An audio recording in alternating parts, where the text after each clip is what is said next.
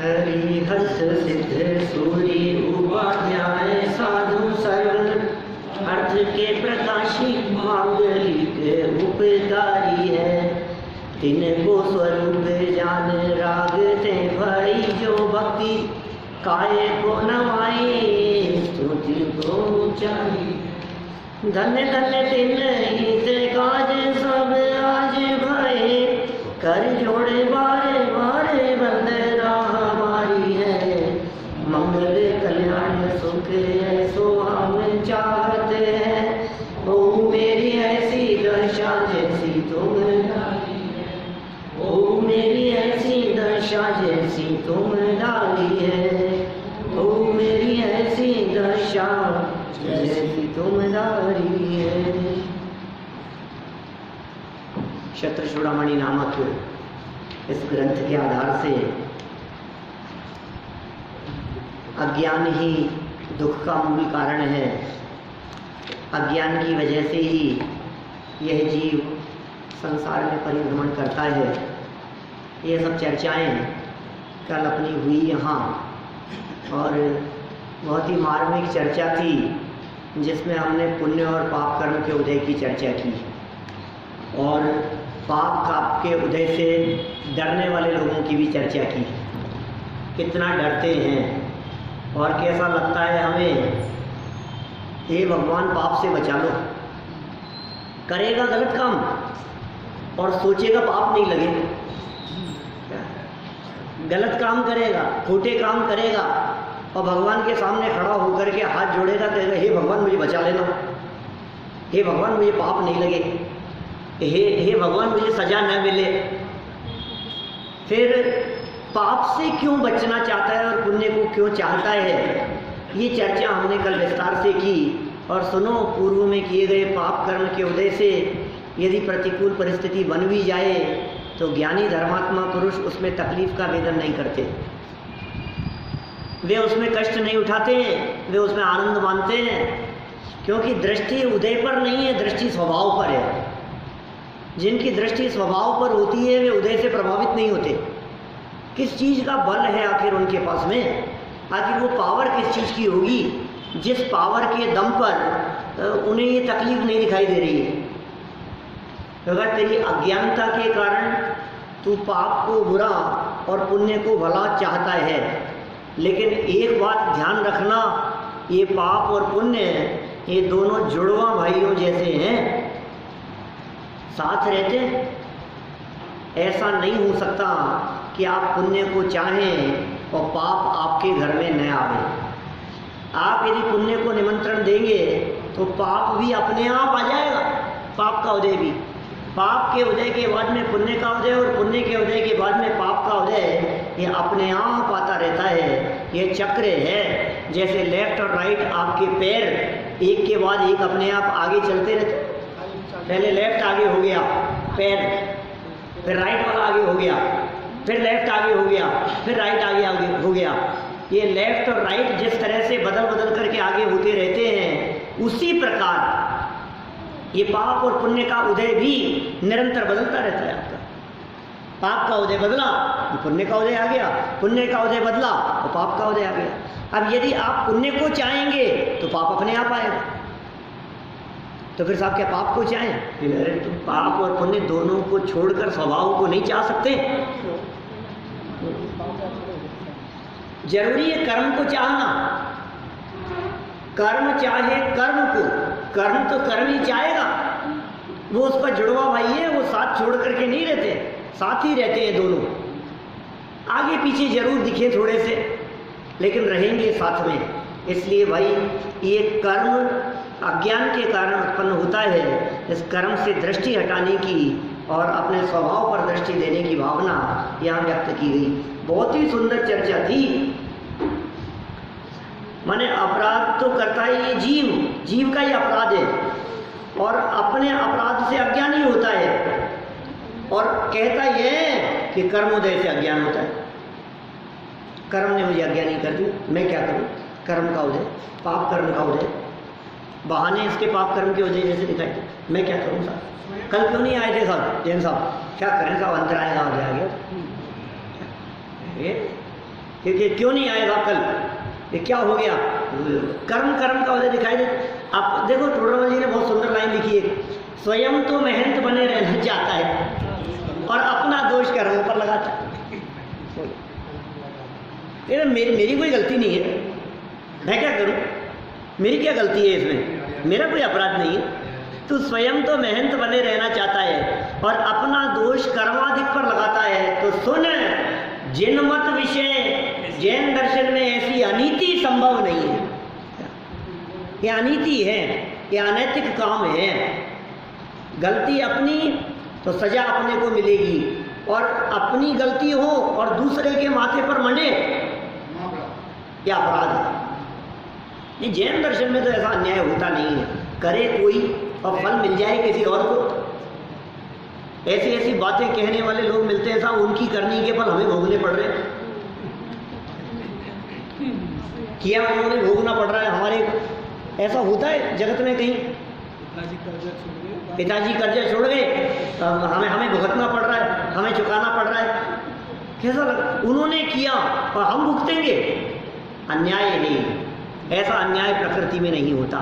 आपके कर्म का फल आपको मिलेगा, उनके कर्म का फल उनको मिलेगा। अन्याय नहीं है, यहाँ सर्वत्र न्याय ही न्याय है। प्रकृति की व्यवस्थाओं में कहीं अन्याय नहीं होता, जगत में कहीं अन्याय जैसी चीज ही नहीं है, अन्याय को कोई स्थान ही नहीं है। कि साहब कैसी बात कर रहे हो, अन्याय होता हुआ दिखता है, हमने देखा है जगत में, इनके साथ बहुत अन्याय हुआ, इनके साथ बहुत अन्याय हुआ, इनके साथ बहुत बड़ा धोखा हो गया। नहीं हुआ, दिखता है आपको, इन चमड़े की आंखों से दिखाई देता है। ये अज्ञान माथे पे सवार रहता है, इसलिए दिखाई देता है।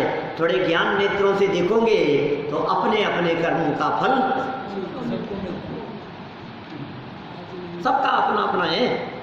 तो फिर साहब कर्म का फल तो मिलता है ना, कि सुन कर्म का फल मिलता है, लेकिन ज्ञानी जीव कर्म के फल से प्रभावित नहीं होते। वो कर्म का फल कुछ बिगाड़ने में समर्थ नहीं होता। बिगाड़ रहे, मेरा क्या बिगाड़ेगा, बोलो। इतनी दृढ़ता से अपने स्वभाव का अवलंबन लेते हुए स्वरूप में स्थिर होते हैं ज्ञानी धर्मात्मा पुरुष। वे कहते हैं आने दो कर्म का उदय, बिगाड़ मेरा क्या बिगाड़ेगा। सुनो, कर्म का उदय पुद्गल तक ही आएगा, चेतन तक नहीं पहुंचेगा। कैसे आएगा कर्म का उदय, बताओ। बहुत बारीकियां हैं उसमें, इस पॉइंट में।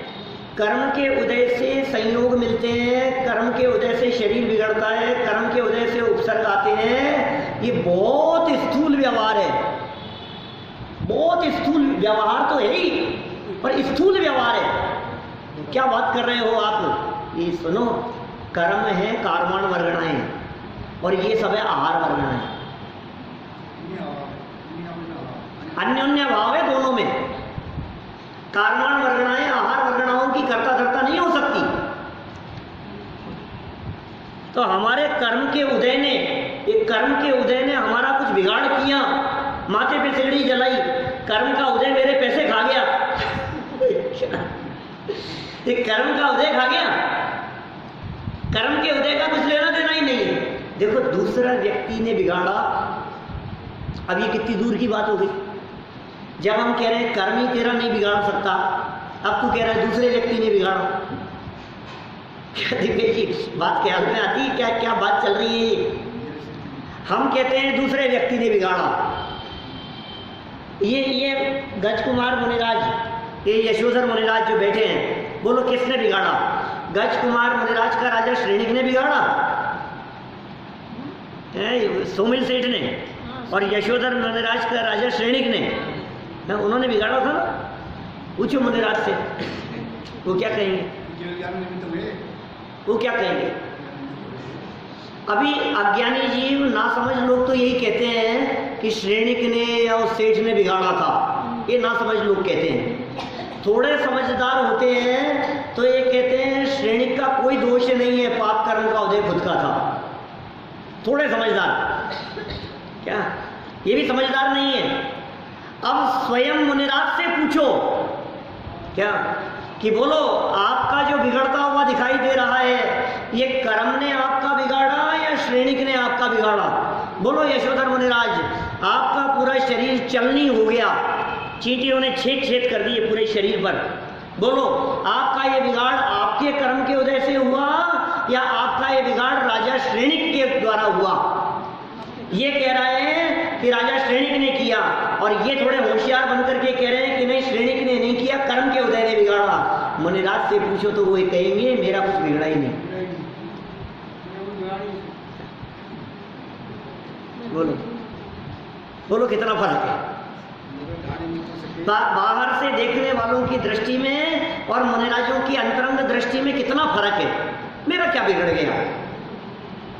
शरीर चलनी चलनी हो गया, सर खोपड़ी जल गई पूरी, मेरा क्या जला ये बताओ?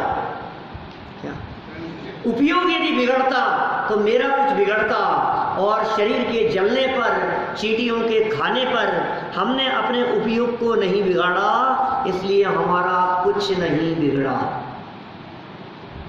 जैसी दृष्टि होती है ज्ञानियों की, कैसा चिंतन, उनकी सोच और चिंतन किस तरह का होता है, मतलब तो ज्ञानियों के पास में क्या बल है इन चीजों को जीतने का। वैसा कुछ अद्भुत बातें हैं, ये बात ही कुछ अलग है। कोई सोचना नहीं चाहता है, कोई चिंतन नहीं करना चाहता है। कल चिंतन बैठक रखी थी वहां, मैंने कई भरी सभा में ये बात कि आज तो आपने चिंतन बैठक रखी है, और चिंतन और विचार करने के सारे ऑप्शन तो समाज के प्रमुख लोगों ने बंद कर रखे हैं। जहाँ जहाँ विचार बैठकें हुआ करती थी, मैंने कहा ऋषभदेव जयंती पर बंद हो गई, महावीर जयंती पर बंद हो गई।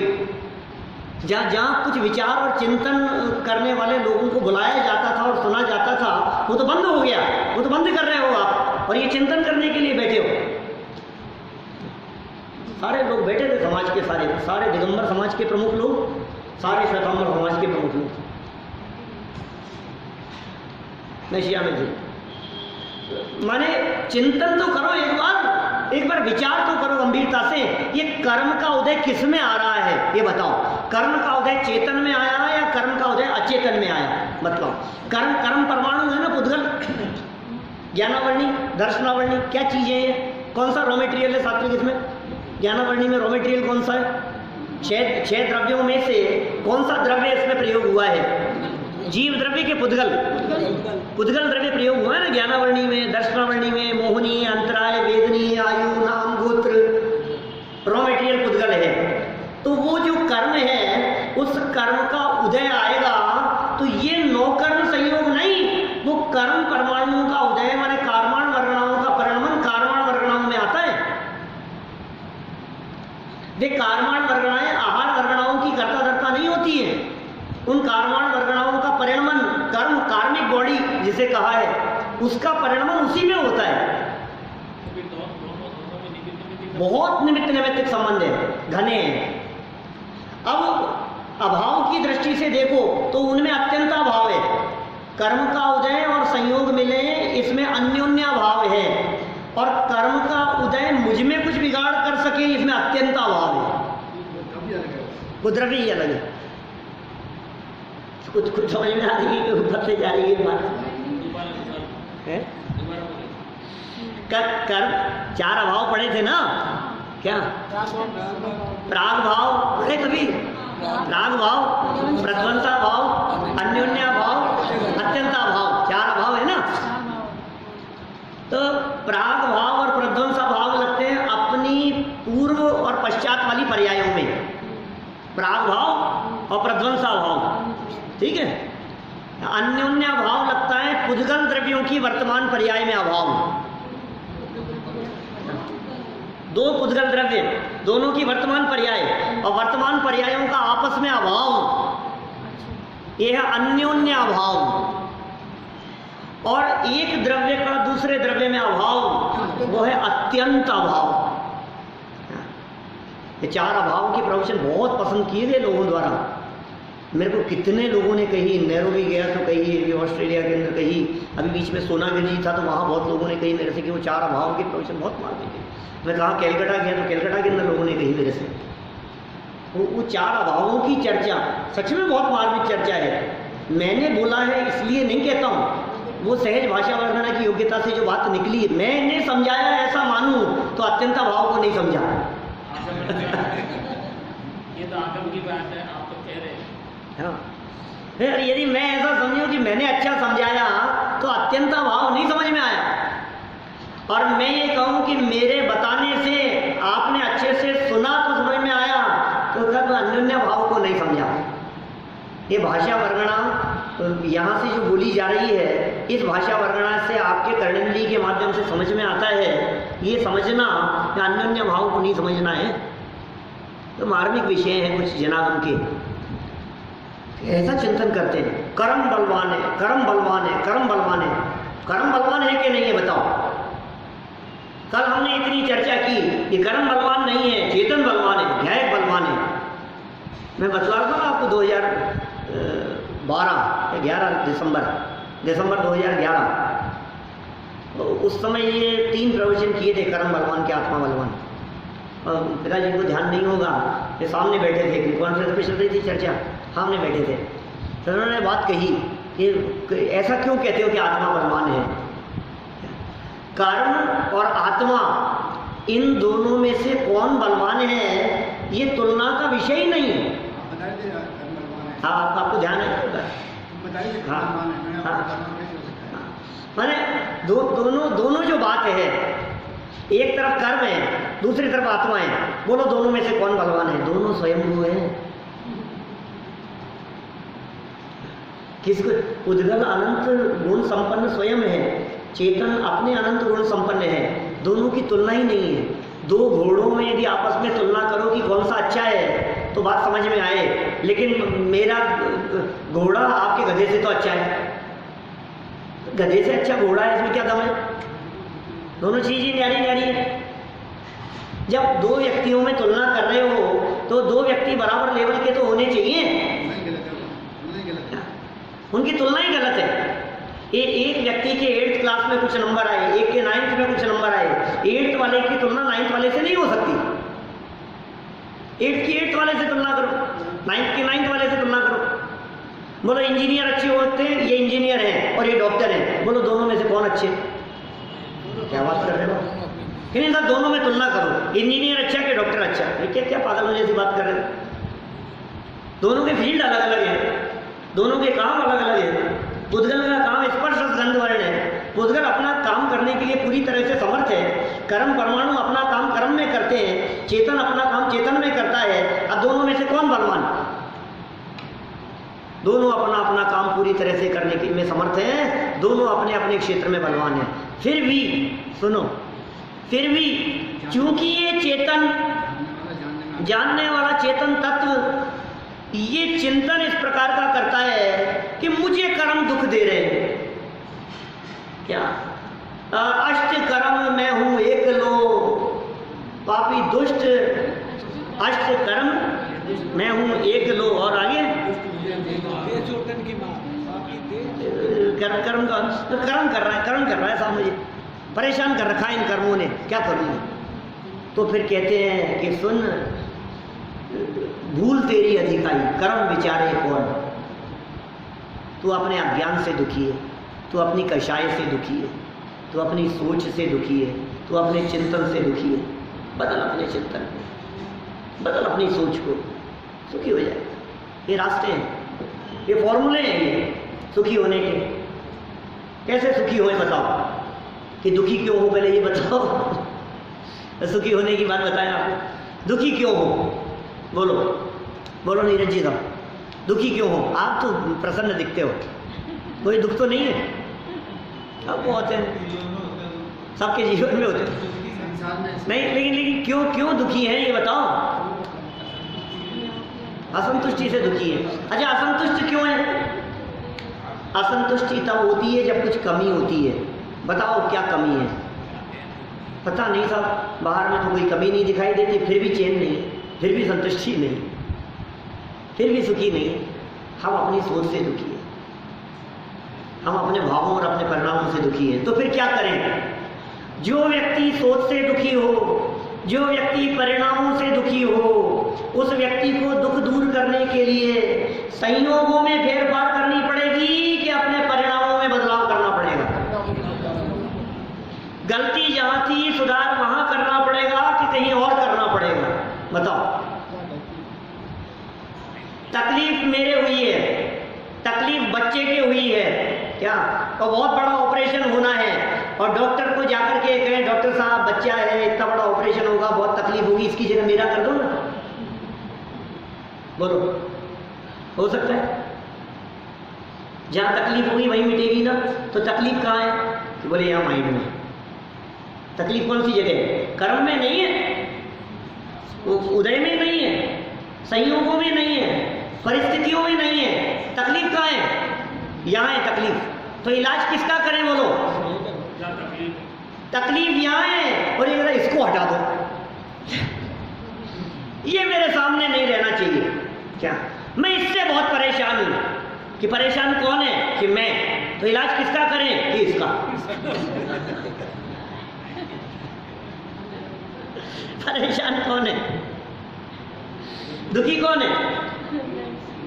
ये दुखी तो मैं हूं। किससे दुखी हो? सास से दुखी हो। बहू से परेशान हूं, मैं मेरी जेठानी से बहुत दुखी हूं। बोलो, किससे दुखी हो? नौकरों से दुखी है, इनको समझा लो, इनको समझा लो कि दुखी कौन है, ये नक्की करो पहले कि दुखी तो मैं हूं ना, उनके कारण से दुखी हूं। तो इलाज किसका करें? अरे भाई साहब, जहां दुख है इलाज वहां होगा, जहां तकलीफ है वहां होगी। कितना प्रसिद्ध उदाहरण है, अपने नियम साल की गाथा है क्या? डोरा सहित सुई नहीं खोती, गिरे चाहे वन भवन, संसार सागर पार हो जिन सूत्र के गायक श्रवण। सुई खो गई अम्मा की, हाँ बोलो क्या करें? नहीं, अंधेरे में बैठी थी, अंदर जहाँ गिरी थी वहाँ ढूंढ रही थी, सुई गिरी थी और ढूंढ रही थी, और लाइट नहीं थी, रोशनी नहीं थी। तो ढूंढते ढूंढते कोई व्यक्ति आया और उसने कहा कि क्या कर रही हो? ये सुई गिर गई, उसे ढूंढ रही हूँ। तो बोले ऐसे अंधेरे में थोड़ी ना मिलेगी, इतनी सी बारीक सी सुई और अंधेरे में ढूंढेगी, उजाले में ढूंढो, उजाला चाहिए। वो तो कह करके चला गया। उजाला था बाहर, रोड लाइट जल रही थी, बाहर उजाले में जाके देखने लगी। क्यों सर? अब तो मिल जाएगी, उजाले में ढूंढ रही हूँ, अब तो मिल जाएगी ना। बहुत देर तक परेशान होती रही, फिर कोई व्यक्ति उधर से गुजरा, बोले क्या हुआ?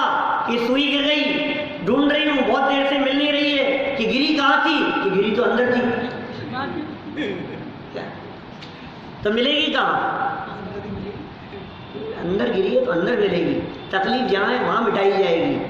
चेहरे पर दाग लगा है तो आईना साफ करने से साफ नहीं होगा, आईने पर तो दिख रहा है, वहाँ नहीं है, दाग तो यहाँ है, साफ तो यहाँ करना पड़ेगा। जहाँ गलती हो वहाँ मिटानी पड़ेगी। गलती यदि माइंड में है तो इलाज भी माइंड का होगा। और सबसे बड़ी विशेषता जैन दर्शन की ये है कि गलती चूंकि आपकी सोच और आपके दिमाग में है, गलती चूंकि आपके परिणामों और आपके अभिप्राय में है, इसलिए जैन दर्शन अभिप्राय बदलने का काम करता है, परिणाम बदलने का काम करता है। परिस्थितियां बदल नहीं सकती ये बताता है, परिस्थितियों में आप बदलाव कर नहीं सकते ये बतलाता है, आप किसी हाल में किसी व्यक्ति को बदल नहीं सकते ये बतलाता है। ये जैन दर्शन है। ये कह रहा है आप उसको नहीं बदल सकते, आप सामने वाले व्यक्ति को नहीं बदल सकते, हर हाल में खुद को ही बदलना पड़ेगा। बोलो किसको बदले? बताओ। उसको बदल दो, इसको बदल दो, उसको सुधार दो, कुछ नहीं भैया, अपने आप को सुधारना है। और जिसने ये कला सीख ली कि अपने आप को सुधारना है, बात खत्म। बस मैं क्या सुधारूं? गलती तो ये कर रहे हैं, सुधार मैं क्या सुधारूं? बोलो, इनकी गलती है, इनकी गलती की सजा हमें भुगतनी पड़ रही है। किसी की गलती की सजा किसी को नहीं मिलती, अपने अपने कर्मों का फल, कर्म का फल मिलता है। बलवान है कर्म, कि कर्म भी बलवान नहीं है। कर्म से दृष्टि हटाओ और अपने स्वभाव को देखो। जैसे आप कर्म से यदि दृष्टि हटाएंगे, पहले संयोग में करने के लिए मना कर दिया, अब कर्म में करने के लिए मना कर दिया, आप चाहते क्या हो, करें क्या? कुछ तो बताओ, हम हमारे करने लायक काम क्या है, कुछ तो बताओ आप। आपने कह दिया परधर्म में चलती नहीं है, आपने कह दिया संयोगों में चलती नहीं है, आपने कहा घर गृहस्थी में तुम्हारी चलती नहीं है, आपने कहा शरीर में हमारे आपकी चलती नहीं है, आपने कहा बालों में चलेगी नहीं, आपकी दांतों में चलेगी नहीं, खाने के बाद में पेट में चलेगी नहीं, हाथ में चलती नहीं है आपकी, एक तरफ ये कह दिया, फिर सोचा कर्म कर्म, अब कहा कर्म में तुम्हारी नहीं चलती है, अब करूं क्या ये बताओ। आत्मा दिखता नहीं है, जो दिखता है उसके बारे में कहते हो इसमें तुम कुछ कर नहीं सकते हो, अब क्या करें। होता स्वयं जगत परिणाम, मैं जग का करता क्या काम। प्रश्न छोड़ दिया है वर्णी जी ने। वर्णी जी का कीर्तन है, सहजानंद जी वर्णी का, मनोहर जी वर्णी, सहजानंद जी वर्णी के नाम से प्रसिद्ध हुआ। सहजानंद उनका उपनाम था। होता स्वयं जगत परिणाम, मैं जग का करता क्या काम। बताओ क्या काम करते हैं जग का।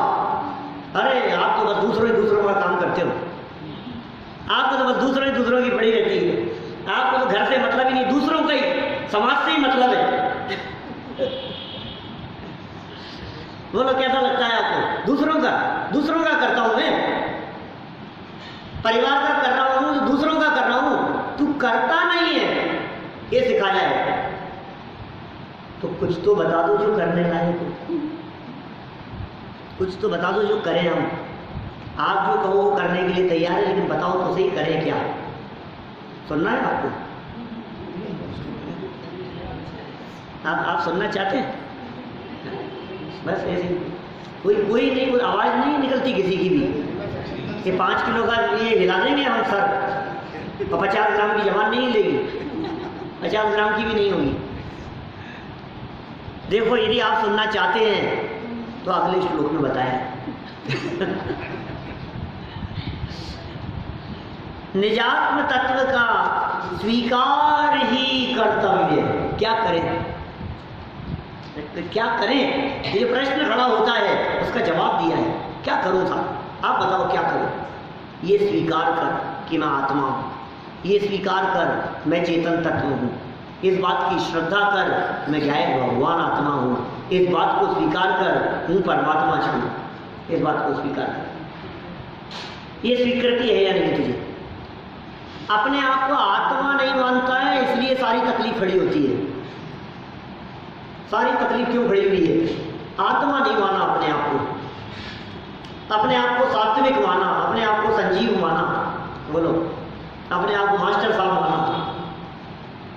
क्या समझा बोलो अपने आप को, मैं हेड मास्टर कैलाश चंद जैन, ऐसा समझ लिया। फिर क्या हुआ, तेरे को दुखी होने से कोई नहीं बचा सकता है। ये गलत फहमी मां दुख का कारण है। तो क्या कह रहे हैं, निजात्म तत्व का स्वीकार ही कर्तव्य है, यही कर्तव्य है। ओहो, कहाँ कहाँ हमें अपने कर्तव्य दिखाई देते हैं। देखो तो सही आपका क्या कर्तव्य है। अरे बच्चों की पढ़ाई लिखाई तो हमारा ही कर्तव्य है, बच्चों का पालन पोषण ये तो हमारा कर्तव्य है भाई, अपने परिवार की संभाले तो हमारा कर्तव्य है। ये हमारा कर्तव्य है कि इनके लिए रोटी बना करके डालना, ये हमारा कर्तव्य है। क्यों, घर की साफ सफाई तो हमारा ही कर्तव्य है, पैसे कमा करके लाना तो इनका कर्तव्य है। कैसा लगता है हमारे को, कहाँ कहाँ हमारे कर्तव्य दिखाई दे रहे हैं। ये आपका कर्तव्य है, ये हमारा कर्तव्य है। पैसे कमाना, रोटी बनाना कर्तव्य है हमारा, यही काम रह गया है। झाड़ू हाथ में लेकर के सफाई करना कर्तव्य है हमारा। कर्तव्य माने करने योग्य, कहाँ कहाँ ये कहता है इसको इनका कर्तव्य याद दिलाओ। हर व्यक्ति समाज में, आप ऐसे बड़े बड़े सेमिनारों में जाएंगे ना तो जगत में लोग इस प्रकार का उपदेश देंगे। देखो भाई, हर व्यक्ति अपने अधिकारों की बात करता है, कर्तव्य की बात कोई नहीं करता। लेकिन सुनो, अपना कर्तव्य और दूसरे के अधिकारों की बात याद रखने वाला व्यक्ति इस गृहस्थी में सफल होता है। ये जगत की बात बतला रहा हूं मैं। जगत में क्या शिक्षाएं दी जाती है, आप अपने कर्तव्य याद करो और दूसरे के अधिकार याद करो। सामने वाले के अधिकार और अपना कर्तव्य आपकी दृष्टि में यदि ये प्रमुख रहेगा तो निश्चित रूप से आपकी गृहस्थी बहुत अच्छी होगी। अब होता क्या है, हम अपना तो अधिकार दिखाते हैं और सामने वाले को उसका कर्तव्य याद दिलाते हैं। समस्या खड़ी कैसे नहीं हुई बतलाओ? ये तो मेरा अधिकार है कि ये अपने कर्तव्य को ध्यान रखो। आपको क्या करना है वो नक्की करो, आपका ये काम है। अब एक दूसरे को कर्तव्य उल्टा करना चाहिए। हमारा कर्तव्य क्या है? हम अपना कर्तव्य जिम्मेदारी से करें और सामने वाले के अधिकारों को ध्यान रखें। बस दो बात। ये बात कही लौकिक दृष्टि से। अब इसको यहाँ आध्यात्मिकरण कर रहे हैं। ये कह रहे हैं तेरा कर्तव्य क्या है पहले वो नक्की कर। ये जगत में घर गृहस्थी के लिए मेरा कर्तव्य है, माँ बाप के प्रति मेरा ये कर्तव्य है, पत्नी बच्चों के लिए मेरा ये कर्तव्य है। ये सुन, ये सारे कर्तव्य तो थे जो थे, तेरा अपने लिए भी कुछ कर्तव्य है क्या? दुनिया के लिए जो तुझे ये कर्तव्य दिखाई देते हैं, ये तो मेरा कर्तव्य है साहब। हम जिन मंदिर में आए हैं तो अपनी टेबल साफ करके बैठना ये हमारा कर्तव्य है। ये कर्तव्य नहीं है हमारा। जिनवाणी को यथायोग्य व्यवस्थित स्थान पर रखना ये हमारा कर्तव्य है नहीं है। हमारे जिन मंदिर साफ सुथरे रहें ये किसका कर्तव्य बतलाओ? ये काम किसका है? हमारा कर्तव्य है नहीं। भावना से होते हैं काम, दिल से होते हैं क्या? दिल से होते हैं काम। देखो आप अभी अच्छा ये कैमरा लगाना ये किसका कर्तव्य बतलाओ? ये तो अरुण जी का कर्तव्य है। अच्छा ये इनका कर्तव्य है। ये रिकॉर्डिंग्स भेजना जगह जगह ये किसका कर्तव्य है? कि आपका कर्तव्य तो पंडित प्रवचन करना है। आपका क्या है कि हमारा तो बैठ के चुपचाप सोना नींद लेना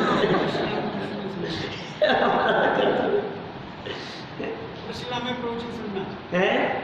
प्रचला में सुनना क्यों साहब? बोलो ढोलिया जी आपका क्या कर्तव्य है? ये कर्तव्य याद दिला रहे हैं हमारे को। ये कर्तव्य इसलिए बतला रहे हैं कि हर व्यक्ति यदि अपना अपना कर्तव्य समझ लेवे तो सुनो, जिसने अपना कर्तव्य को समझा और अपने कर्तव्य को समझ करके अपना काम किया वो कृतकृत्य हो गया, वो परमात्मा बन गया, वो सिद्ध बन गया, वो कृतकृत्य हो गया। अपने काम को, काम क्या था तुम्हारा? बोलो क्या काम है? बच्चों की पाठमाला से बताओ, कौन बताएगा? बोलो। हाँ, मातृ जानना मेरा काम, शुद्धात्म्र है मेरा नाम। अरे काम बताओ। मातृ जानना मेरा काम तो मातृ जानना है। अब कब मातृ जानना मेरा काम था तो डोसे बनाने में लग गया। बताओ, सब्जी बनाने में लग गया, रोटी बनाने में लग गया, साफ सफाई करने में लग गया, पैसा कमाने में लग गया जो मेरा काम ही नहीं था। बहुमूल्य जीवन के दुर्लभ क्षण ये पैसा कमाने में बर्बाद कर रहा है। जिसको लग रहा है मैं कुछ कमा लूं, मैं कुछ कमा लूं, अंदर से खुद को लगता है, दूसरे कहने वाले कि आप कोई काम नहीं करते, आप कोई काम नहीं करते। तो प्रवचन करता हूँ ये काम नहीं है क्या? ये काम नहीं है क्या प्रवचन करता हूँ? मैं ज्ञाता दृष्टा हूँ, मैं जानता देखता हूँ, ये काम नहीं है क्या? लेकिन क्या करें? अर्थशास्त्र का ये फॉर्मूला है कि उसमें काम कहते ही उसे है जिसके माध्यम से पैसा कमा सके। आप देख लो, यहाँ से उतरते समय यदि आपसे अभी कोई पूछे बोलो मनोज जी क्या काम करते हो, तो आप क्या बताओगे? रोटी खाता हूँ, सोता हूँ, नहाता धोता हूँ। क्या काम बताऊँ? वो काम बताऊंगी जिस काम से पैसा आता है। माने जिससे पैसा आता हो वही काम है, और जिससे पैसा नहीं आता वो काम नहीं है। अरे पैसा कमाना मेरा काम नहीं है, ये सिखा रहे हैं। मुझे उपदेश दे हुए कोई व्यक्ति कि पैसा कमाओ तो हाथ जोड़ता हूँ दूर से, मुझे नहीं कमाना पैसा। मेरा दिमाग तो जो है ये पैसा कमाने की तरफ नहीं लग सकता, मेरा दिमाग इसमें लगेगा। मेरा काम ये है, दूसरा काम मेरा नहीं है। इसके अलावा दूसरा नहीं कर सकते हम कुछ भी।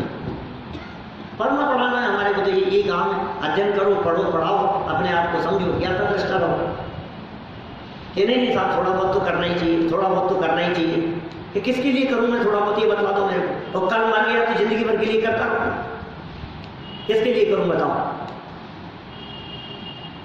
बोलो कब मर रहे हैं? तो कौन कौन डेट लिख करके दे सकता है कब मर रहे हैं? मेरे पास शाम की रोटी की व्यवस्था है। शाम की क्या बात कर रहे हो, महीनों की सालों की रोटी की व्यवस्था है क्या? उसके बावजूद भी उसकी तरफ दौड़ते रहे। पागल हो गए हैं, यही समझ रहे हैं, यही समझा रहे हैं दुनिया को, और खुद फंसेंगे उस दलदल में। हम नहीं फंस सकते। अपना काम क्या है वो समझा रहे हैं यहाँ पर आचार्य जी। अपना काम समझा रहे हैं। दुकान चलाना मेरा काम नहीं है, बिजनेस करना मेरा काम नहीं है, पैसा कमाना मेरा काम नहीं है, रोटी बनाना आपका काम नहीं है। ये समझो, ये समझा रहे हैं आप। समझ में आ रही है बात? ज्ञाता दृष्टा रहना मेरा काम है। ये कर्तव्य बता रहा है। अपना कर्तव्य छोड़कर पर का काम करने में लगा है, ये अपराध है। ये सब छुड़वाओगे आप तो सारी गृहस्थी बिगड़वाओगे। अरे इससे बिगड़ती नहीं है, इससे व्यवस्थित होती है। सोच बदलनी पड़ेगी। किसके लिए ये नक्की करो पहले, किसके लिए और कब तक। नहीं है तुम्हारे पास में व्यवस्था, है ना आपके पास में व्यवस्था? बोलो। अभी घी में चूर करके रोटी खाओ तो है कि नहीं आपके पास में व्यवस्था? तो कल एक स्टोरी सुनाई पीयूष जी ने, बहुत पुरानी है, सुनी होगी। कल सुना था, कल सेमिनार कल का नहीं सुना? वो तो उस पर चल रहा था, हमारे आरंभ पाठशाला में चल रहा था जूम ऐप पर, उसका रिकॉर्डिंग आ जाएगी। अच्छी थी चर्चा। वही प्रसिद्ध कथन, एक राजा जो था वो बहुत दुखी था, और या सेठ था वो बहुत दुखी था, धन के लिए, वैभव के लिए, कमाने के लिए नुकसान की वजह से बहुत परेशान था। और किसी से उपाय पूछा तो उन्होंने उपाय बतलाया कि इसका तो एक ही उपाय है कि आप वहाँ आपके नगर में वहाँ एक वो रहते हैं महात्मा जी, उनको जाकर के भोजन भेंट करके आओ, ये आपके सुखी होने का उपाय। इससे देखना आपका ऐसी परिस्थितियां बनेगी कि आप सारी परिस्थितियां बदल जाएगी। बोले ठीक है। भोजन लेकर के भिजवाया नौकरों के साथ में उसके यहाँ कि साहब आपके लिए भोजन लेकर के आए हैं। कि मैंने तो भोजन कर लिया। कि कर लिया है यदि आपने भोजन तो कोई बात नहीं, शाम के लिए रख लो। बोले शाम के भोजन की व्यवस्था हो गई है मेरे पास में, तो कोई बात नहीं, जो लेकर के आए हैं इसलिए कल के लिए रख लो। तो जवाब दिया, कल किसने देखा? कल की कल देखेंगे। क्या जवाब दिया? कल की कल देखेंगे।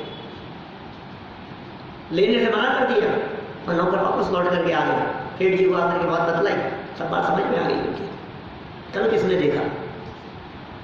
आज तो बिगाड़ रहे हो तुम कषायों में, आज तो बिगाड़ रहे हो तुम आकुलता में, और इसलिए कि कल अच्छा होगा। आज क्यों बिगाड़ रहे हो मुझे ये नहीं समझ में आ रहा है। कि आज इसलिए बिगाड़ रहे हैं कि कल बिगड़ गया था। कल बिगड़ गया था, जो बिगड़ गया था, तो आज क्यों बिगाड़ रहा है उसके चक्कर में सोच सोच करके? आज का समय क्यों बर्बाद कर रहा है? इसे पता नहीं है कि इसके दुर्लभ मनुष्य जीवन के क्षण कहाँ जा रहे हैं। आज मरे और कल तीसरा दिन है, रोज मरते हुए दिखाई देते हैं। रोज मरते हैं, रोज घटनाएं घटती है इस तरह की। मतलब आंखों के सामने लोग मरते हुए दिखाई देते हैं, रोड एक्सीडेंट होते हुए दिखाई देते हैं। इसके आंखों पर ऐसी पट्टी माया की पड़ी हुई है कि इसको दिखता ही नहीं है कि मुझे भी एक दिन मरना है। ना हम कितनों को शमशान पहुंचा करके आ गए, लेकिन हमें जाना है। हमें नहीं जाना है शमशान, दूसरों को ही पहुंचाएंगे, क्योंकि हम शमशान जाएंगे ही नहीं, बॉडी जाएगी, हम उसके पहले ही जा चुके होंगे। कर्तव्य याद दिला रहे हैं। देखो भैया, अपना कर्तव्य पढ़ लें, थोड़ी सी चर्चा कर्तव्य की। श्लोक तो पढ़ लें। स्वं सत्वेन ततः पश्यन् परत्वेन च तत्परम् परत्यागे मतिं कुर्यात् कार्येरन्यै किमस्थिरये। क्या कह रहे हैं? अन्वयार्थ।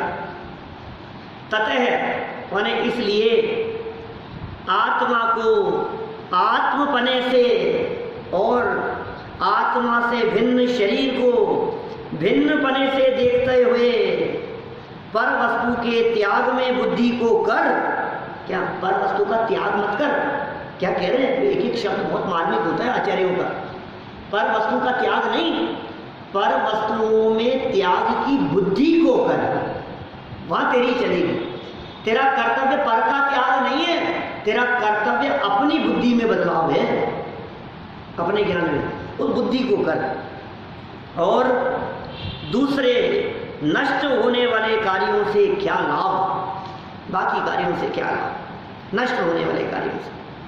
इकट्ठा करता रहता है, जोड़ता रहता है, जोड़ता रहता है, फिर क्या होता है? एक दिन ऐसा आता है वो कोई लुटेरा लूट के ले जाता है। सब लोग क्या करो, इनके लिए कमाया था हमने, इनके लिए जोड़ा था हमने, तो लूट करके ले। किसी ने पैसे ले लिए, अब वो लौटा नहीं रहे। घर में डाकू घुस गए, वो ले गए। किसी कंपनी में लगाया तो कंपनी भाग गई। किसी को ब्याज पे दिए, अब वो वहां से नहीं आ रहे। अब बोलो क्या करो? सोचो तो सही एक बार, कौन कौन कहां कहां ले जाएगा? तुम तुम्हारे क्या काम आया ये नक्की करो, तुमने क्या किया उस पैसे का। ऐसी बहुत सारी चर्चाएं इष्टोपदेश के माध्यम से हुई है। बहुत ही मार्मिक ग्रंथ था, मुझे तो इतने पसंद आए प्रवचन वहाँ ऑस्ट्रेलिया के, बहुत ही पसंद आए। दूसरों की पसंद की बात नहीं कहता हूँ, मुझे बहुत अच्छा लगा। झकझोर देने वाली चर्चाएं थी सारी की सारी। पूज्यपाद आचार्य के एक एक वचन बहुत गंभीर और मार्मिक हैं। वो क्या कहना चाहते हैं, वो कह क्या रहे हैं, ये सोचना नहीं चाहता और दौड़े जा रहे हैं। बहुत सुंदर श्लोक है, एक 12 नंबर का है, कौन से नंबर का श्लोक है? आयु वृद्धि क्षयोत्कर्ष, ऐसा एक बहुत सुंदर श्लोक है। अपने जीवन से ज्यादा बहुमूल्य धन को समझता है, जीवन से ज्यादा बहुमूल्य।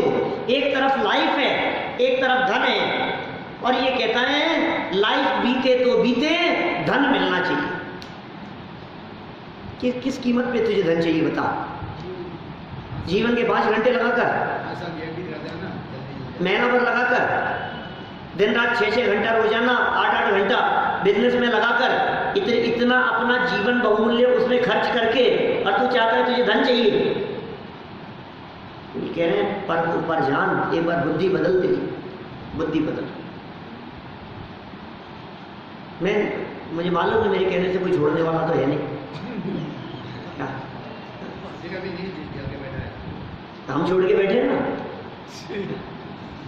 दिख तो रहे हैं ना आपको सामने बैठे हुए। आप कौन सा क्या करते हो? आप जिस पंथ चले आप, उसी पंथ चल रहे हैं हम, और क्या। पिताजी के अनुसार बेटे नहीं चलेंगे तो और क्या होगा? हमारे तो ऐसा ही है, हम कुछ काम नहीं करते। क्या क्या करने योग्य काम करते हैं? क्या जो काम आप करते हो 8-8 घंटा स्वाध्याय करने का, वो काम मुझे करो। जो काम आप 10 घंटा दिन भर में बिताते हो स्वाध्याय में, चिंतन मनन में, सुनने में, पढ़ने में, मेरे को ये इसके अलावा दूसरा कोई काम नहीं, ये काम है। और ऐसा आप घर वाले घर से निकाल देंगे। आप इस प्रकार की बातें करोगे तो कर्तव्य बता रहे हैं ना, तो सब वो सब नहीं करे। अरे वो सब तेरे करने से नहीं होता, और वो होगा तो होगा, मैं ये भी नहीं कहता हूँ। पैसा आना होगा तो आएगा, बिजनेस चलना होगा तो चलेगा, दुकान चलनी होगी तो चलेगी, लेकिन मैं दुकान को चलाता नहीं हूं, मैं ये कह रहा हूं। भोजन बनना होगा तो बनेगा, तद्रूप परिणाम होने होंगे तो होंगे, तेरी क्रियाएं भी होगी, आटा लगाने की क्रिया भी होगी, भोजन बनाने की क्रिया भी होगी, पैसा कमाने की क्रिया भी होगी, इन्वेस्टमेंट का भी होगा, कमाने का भी होगा, वसूल करने का भी होगा, लगाने का भी होगा, जो होगा सो होगा। अभिप्राय बदलने की बात है, लेकिन मैं जग का करता क्या काम, ये बात कही जा रही है। मैं नहीं करता हूं, ये कर्तृत्व मेरा नहीं है, ये कर्तृत्व बुद्धि तोड़ाने के लिए कह रहे हैं। हम ये नहीं कह रहे हैं घर जाने के बाद में भूखे मार दो इन सबको, इधर वाले लोगों को। आपको हम तो बनाते नहीं खाना, इधर वाले आधे लोग सब घर जाकर के बनाए नहीं खाने, हम तो बनाते नहीं। अभी क्या सुन करके आए हो आप? बोलो भाई, सुधार कहाँ करना है? ये कहाँ सुधार की बात चल रही है? तू कहाँ बदलाव की बात कर रहा है? नौकरी पे भी जाएगा, काम भी करेगा, होगा जो होगा, ठीक है, लेकिन ये करने लायक तो एक ही काम है,